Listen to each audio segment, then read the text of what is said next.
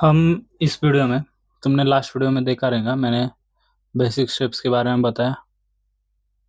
मैंने geometrical shapes के बारे सॉरी ऑर्गेनिक शेप्स के बारे में बताया। हम इसमें जानेंगे लाइंस, पावर ऑफ लाइंस और एजेस। एजेस लेकर तुम तुम्हारा आर्टवर्क कैसे बना सकते हो। ओके, तो हम इस वीडियो में ड्रॉ करेंगे एक ट्री। ओके, तो सबसे पहले तुम्हें एजेस लेने के लिए तुम्हें उस ट्री का एंगल कौन सा है, वो कौन से एंगल में, ओके, वो ट्री कौन से एंगल में जा रहा है। हम छोटा सा ट्री बनाएंगे यहाँ पर। वो ट्री कौन से एंगल में जा रहा है, उसकी ब्रांचेस कहाँ पर जा रही है, ओके, वो सीखना जरूरी है या वो समझना जरूरी है। ओके, तो अभी ये जो है वो बेसिक हुआ उस ट्री का, एकदम बेसिक स्ट्रक्चर मेन। इससे बाहर मेरा ट्री का जो पोर्शन है वो नहीं जाने वाला। तो अभी मैं इसको मेजर करूंगा, इस पेपर में इसको मेजर करूंगा कि मेरे ट्री की हाइट यहाँ तक आनी चाहिए और उसका जो पैर वाला हिस्सा है यहाँ तक आना चाहिए। तो इसको मेजर करने पर ये एकदम मिडल में लग रहा है, तो ये मेरा प्रोपोर्शन सही हुआ है गलत हुआ, तो ये मेरा सही नहीं हो सकता। तो इसको थोड़ा सा और नीचे ले लो यहाँ से। ओके, अब स्टार्ट करो इसको एजेस लेना। ओके, इसको एजेस लेना स्टार्ट करो अभी। अभी मैं इमेजिनेशन से बना रहा हूँ, कोई मेरा ये नहीं है, तो थोड़ा सा समझ के लेना। हम क्या कर रहे हैं, एजेस डाल रहे हैं, curve and line direct add नहीं कर रहे। हम इसमें डाल रहे हैं एजेस। मैंने ट्री का बहुत प्रैक्टिस, मतलब ट्री को निकालना बचपन से पसंद है, इसलिए मैं निकालता रहता है, बहुत सारा ट्री निकाला है मैंने। ओके,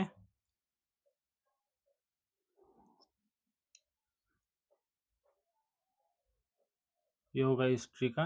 एजेस डाले, और एजेस ही क्यों डालने, तुमने कभी इंजीनियर लोगों का नक्शा देखा रहेगा, तो उसमें कर्व लाइंस कम रहती है, उसमें सीधा लाइंस रहता है। रास्ते का नक्शा देखेंगे तो उसमें सीधा ऐसा ऐसा ऐसा ऐसा ऐसा जो भी होगा सीधे लाइंस में रहता है, कर्व लाइंस में ऐसा कम रहता है। क्यों ऐसे कर्व लाइंस में कम क्यों रहता है, क्योंकि कर्व लाइन को काउंट करना मुश्किल है और सीधे लाइंस को, जो मैं सीधे एजेस ले रहा हूँ, उनको काउंट करना आसान है। ओके, अभी ये हो गए मेरे एजेस लेकर। मैं क्या कर रहा हूँ, उस डायरेक्शन में, उस फ्लो में उसको ले रहा हूँ। हर ट्री का अपना एक फ्लो रहता है। ओके, हर ट्री का अपना एक फ्लो रहता है। कोई भी एक ट्री हो दो, उसका एक अपना फ्लो रहता है, अपना एक डायरेक्शन रहता है। इसलिए तो उस ट्री को देखकर हमें लगता है कि वो एक एप्पल का ट्री है, वो एक सॉरी मैंगो का ट्री है, वो एक पाइनएप्पल है, पीपल का पेड़ है। उस ट्री को देखकर पता चलता है, क्योंकि उसका एक अलग फ्लो है, उसका एक अलग ढंग है, उसका एक अलग तरीका है जीने का और साथ में बढ़ने का। कोई भी अलग, हर बरगद का पेड़ अलग-अलग रहता है, लेकिन उसका जो ब्रांचेस है वो अलग-अलग दिशा से, अलग-अलग तरीके से बढ़ते रहते हैं। ओके, इसलिए हमें वो पेड़ के ब्रांचेस अलग-अलग दिखते हैं। ओके, अलग-अलग लगते हैं और उससे हमें पता चलता है कि ये पेड़ अलग है इस पेड़ के मुकाबले, लेकिन उनमें खुद को पहचानने की सिमिलैरिटी रहती है। ये बेसिक सा स्ट्रक्चर है। ओके, मैंने कर्व लाइन ऐड नहीं की है, ये कर्व दिख रही है, लेकिन छोटे-छोटे एजेस ऐड करके मैंने एक कर्व तैयार किया है। वो curve line proper curve line नहीं है।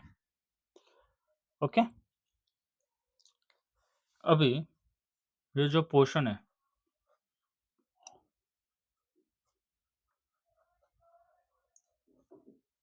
हम तुम देख रहे होंगे, ये जो पोर्शन है ये ऐसा बढ़ना चाहिए। फील रहता है, हर एक पेड़ का अपना-अपना फ़ील रहता है। अभी इसके कंपैरेटिव में ये कितना बड़ा होना चाहिए, ये कितना पतला है तो ये कितना मोटा होना चाहिए।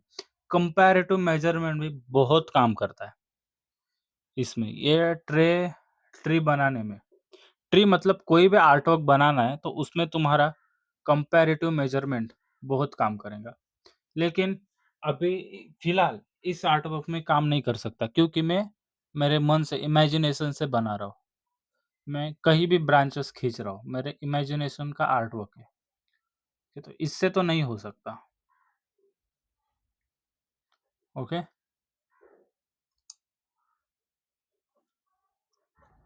अभी आप देख रहे होंगे मैंने इन लाइनों को छोटे-छोटे जो मैंने एजेस लिए थे, उनको मैंने जॉइन कर दिया और एक कर्व बना दिया है, ओके?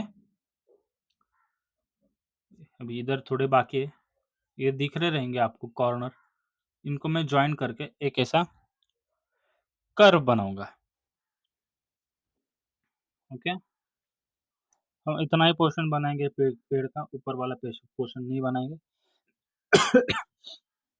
थोड़ा काम करेंगे, मेहनत करेंगे और प्रैक्टिस देखो तुम कितना भी नॉलेज ले लो, बिना प्रैक्टिस का तुम्हारा नॉलेज ज़ीरो है,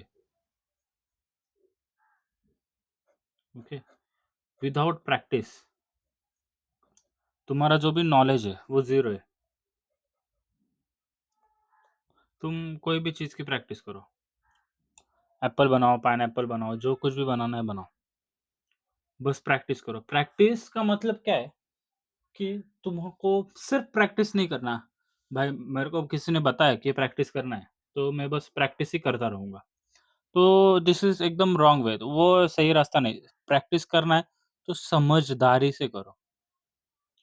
किसी ने बताया इसलिए नहीं करो यार। आप प्रैक्टिस करोगे, आपको ही पता नहीं कि आप क्या बना रहे हो, तो क्या फ़ायदा उस प्रैक्टिस का? कोई मतलब ही नहीं बनता।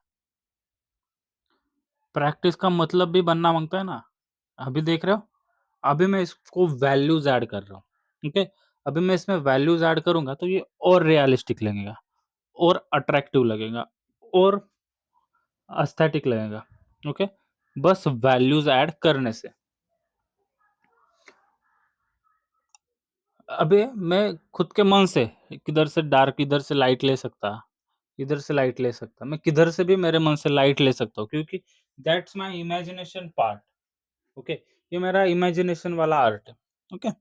तो अभी मैं इधर से लाइट लेता हूँ, तो इधर आ गया थोड़ा-सा डार्क। अभी मैं डायरेक्टली, आप देख रहे होंगे, डायरेक्टली डार्क नहीं कर रहा हूँ, मैं क्या कर रहा हूँ, एकदम लाइट।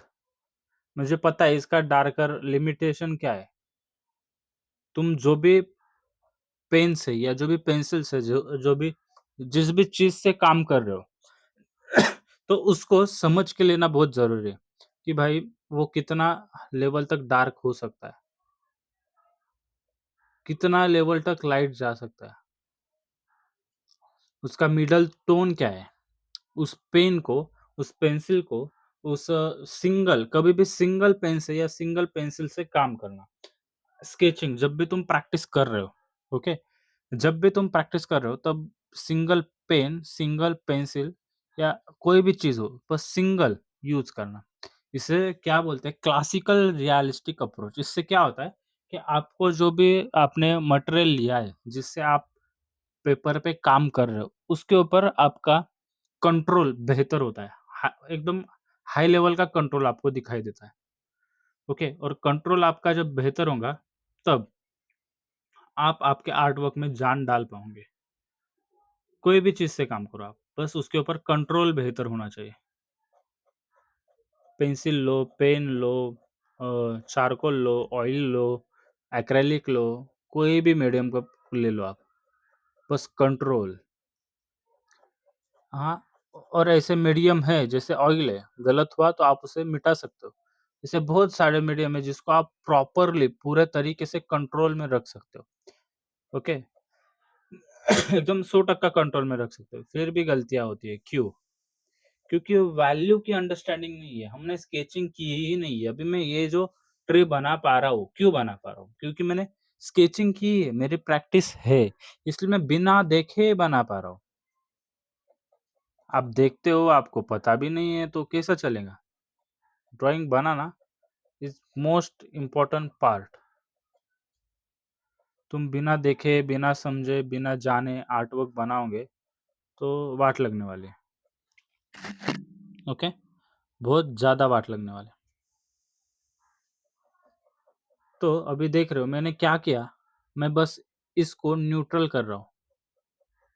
एक बेसिक टोन, मिडल टोन बोल सकते हैं, नहीं तो एकदम लाइटर टोन, मैं इसमें बस ऐड कर रहा हूँ। अब आपको वैल्यू की अच्छे से अंडरस्टैंडिंग हो गई, तो ऐसा नहीं है कि मैं स्टिपलिंग करूँगा, मैं हैचिंग करूँगा, मैं क्रॉस हैचिंग करूँगा, मैं गिगलिंग करूँगा। वैल्यू की अंडरस्टैंडिंग एक बार हो गई, तो आप इसमें से कुछ भी करो। इसमें से कोई भी आर्टवर्क उतारो आप इसमें से कुछ भी लो, गिगलिंग लो, क्रॉस हैचिंग लो, हैचिंग लो। आपका जो आर्टवर्क है, वो रियलिस्टिक ही लगेगा। आपने वैल्यू की अंडरस्टैंडिंग बढ़ाई तो। बिना वैल्यू के आर्टवर्क तो बन ही नहीं सकता। कोई भी आर्टवर्क रहने दो, आप पॉप आर्ट करो, कोई भी आर्ट स्टाइल रहने दो। आप क्या बोलते हो उसको, क्यूबिज़्म, एब्स्ट्रैक्ट ले लो। वैल्यू के बिना हो ही नहीं सकता। वैल्यू एकमात्र ऐसा क्या बोल सकते हो चीज़ है, जो आर्टवर्क में जो व्यूअर है उसकी नज़र कहाँ पर रुकनी चाहिए, वो डिसाइड करने का बहुत बड़ा काम करता है। ओके? आपका कंपोज़िशन भी उसमें बहुत बड़ा काम करता है। हम नेक्स्ट वीडियो कंपोज़िशन पे डालेंगे। बेटर कंपोज़िशन क्या होता है? कंपोज़िशन में बहुत सारे तरीके हैं। हम उसमें से एक रूल ऑफ थर्ड को समझेंगे। नहीं, रूल ऑफ थर्ड को नहीं, हम एक कोई तो भी कंपोज़िशन उठाएँगे और अप्लाई करने का कोशिश करेंगे। मैं अलग-अलग कंपोज़िशन बताऊँगा एक वीडियो में और उस कंपोज़िशन को लेकर आर्ट वर्क बनाऊँगा। मतलब आपको बेहतर तरीके से समझ में आए। ओके? अभी देख रहे हो, मैं वीडियो को रियल टाइम रखा हूँ। मैं रियल टाइम भी क्यों रखा हूँ कि आपको हर एक चीज़ पता चले। सोशल मीडिया का प्रॉब्लम ही यही है कि रील में 5 मिनट में ऐसा उँगली मार दिए, रियलिस्टिक ड्राइंग तैयार। ऐसा नहीं होता ना, उसके पीछे बहुत मेहनत होती है। बहुत बोले तो बहुत। एक चुटकी बजाने से आर्ट वर्क बन जाता, तो आर्टिस्ट लोग कहाँ से कहाँ पहुँच जाते। कहाँ से कहाँ आर्ट वर्क पहुँच जाते। एक चुटकी बजाने से आर्ट वर्क बन जाता तो। तो चुटकी बजाने से तो आर्ट वर्क नहीं बनता है। तो आर्ट वर्क बनता किस चीज़ से? मेहनत से, लगन से और डेली प्रैक्टिस से। आर्ट का डेली डोज़ होना चाहिए। उसका डेली डोज़ बहुत इम्पोर्टेंट है। आप आर्ट वर्क बना ही नहीं पाओगे उसके बिना।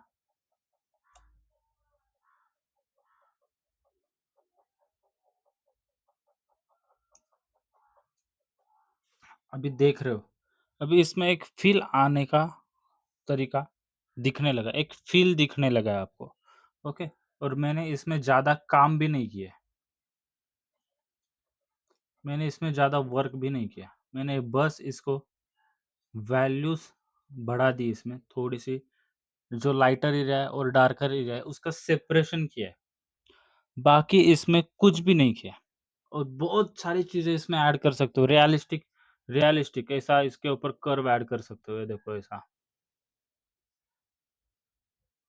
और फिर यहाँ पर ये एरिया डार्कर, ये एरिया लाइटर, इन सब बहुत सारी चीज़ें आप ऐड कर सकते हो।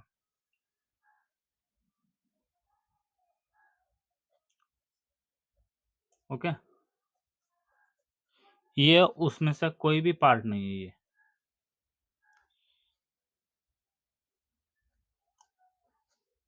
मैं उसको और रियलिस्टिक और अजीबो-गरीब की तरफ उसको ले जा सकता है। लोग देखकर सोच में पड़ जाए भाई बनाया क्या है? ऐसा कर सकता है। लेकिन अभी भी उसकी कोई ज़रूरत नहीं है। अभी मैं क्या कर रहा हूँ, layer by layer, layer by layer इसको बढ़ाने की कोशिश कर रहा हूँ। इसका जो डार्कर एरिया है वो लेयर बाय लेयर डायरेक्टली मैं डार्क बनाऊँगा और उस एरिया से कोई दूसरा एरिया ज़्यादा डार्क हुआ तो मैं क्या करूँगा? ये सवाल है ना, इसलिए शुरुआती तौर से मैं इसको लेयर बाय लेयर वर्क कर रहा हूँ। लाइटर से डार्कर जा रहा हूँ, डार्कर से लाइटर नहीं जा रहा हूँ। ओके, शुरुआती तौर पे। ये देखो, कोई-कोई मीडियम ऐसे रहते हैं कि आपको डायरेक्ट पेपर व्हाइट छोड़ना पड़ता है। ओके, जैसे कि वाटर कलर, पेपर व्हाइट छोड़ना पड़ता है। मतलब आप जैसे चाहो तो, नहीं तो कोई-कोई आर्टिस्ट पेपर व्हाइट नहीं छोड़ते, चाहने पर है। ओके, आप क्या चाहते हो? आप आपके आर्ट वर्क पे आउटपुट कैसा चाहते हो? उसके ऊपर डिपेंडेड है कि आपका आउटपुट आर्ट वर्क कैसा रहने वाला है और प्रैक्टिस कितना करते हो। This is most important part. तो बिना प्रैक्टिस किए आर्ट वर्क बनाओगे या बनाने की कोशिश करोगे, तो नहीं हो पाएगा, बन ही नहीं पाएगा। कैसे क्या बनेगा और क्यों बनेगा? ये सबसे बड़े सवाल है। आप देख रहे हो एक फ़ील आने की कोशिश हुई है, एक फ़ील आया है इसमें। अभी इसकी जगह चारकोल रहता तो अभी तक तैयार हो जाता। एक-एक, एक-एक, एक-एक, एक-एक स्ट्रोक मारना है।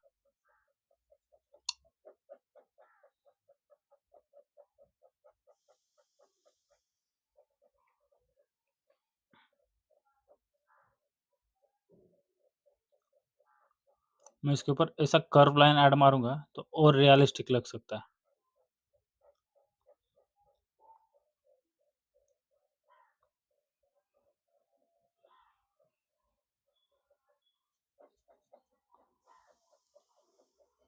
ओके? ये हो गया एक ट्री का नीचे वाला हिस्सा। ओके? हम इसको और डार्कर कर सकते हैं। ये वाला जो पोर्शन है, इसको हम और डार्क कर सकते हैं।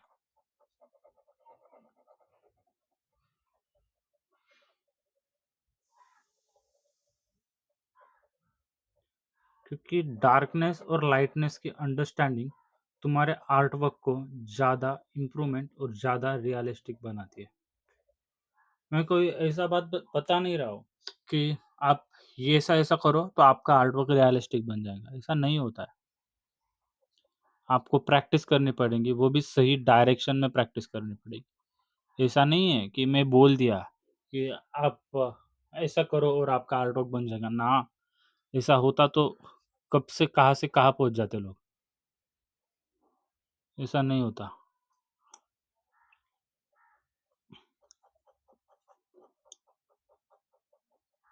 ओके? मैंने इसमें अभी तक भी कुछ भी नहीं किया है। बस डार्कर से लाइटर से डार्कर जा रहा हूँ और उसका वैल्यूज़ इंक्रीज़ करने की कोशिश कर रहा हूँ। वैल्यूज़ बढ़ाने की कोशिश कर रहा हूँ। ओके? उसके अलावा इसमें कुछ भी नहीं है। यहाँ पर ऐसा एक सर्कल ऐसा डाल सकते हो जिधर खड्डा है। ऐसा पोर्शन ले सकते हो।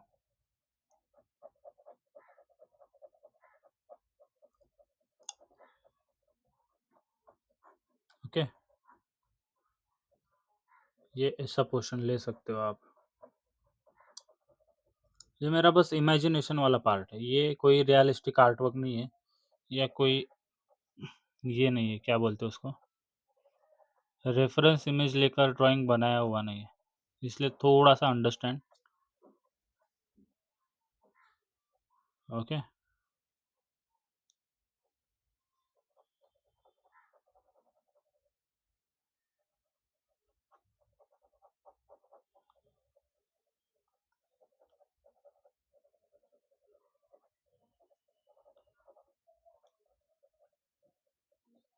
एक फ़ील देने लगा ट्री जैसा फ़ीलिंग आने लगा। बस देखो कैसा कर्व ऐड हुआ है। एक ट्री की तरह फ़ीलिंग दे रहा है, क्यों? क्योंकि वैल्यूज़ हमने स्टार्टिंग में एजेस लिए, इसको स्ट्रेट लाइन्स में कन्वर्ट किया। हमने एजेस लिए स्टार्टिंग में और इस एजेस को कर्व लाइन में श्रिंक किया, ओके? इन एजेस को आपको ये जो दिख रहे हैं, इसको कर्व लाइन में श्रिंक किया और उसके बाद उसके अंदर हमने वैल्यूज़ भरी और वैल्यू भरने के बाद जो आउटपुट निकला है, वो आपके सामने है और ये जो प्रॉपर बहुत सारे कर्व लेने के बाद, ज्योमेट्रिकल शेप बनने के बाद, ऑर्गेनिक शेप, ये लास्ट वाला आउटपुट है, ओके? तो प्रैक्टिस करते रहो, स्टे कनेक्टेड, मैं आगे भी वीडियो डालते रहूँगा।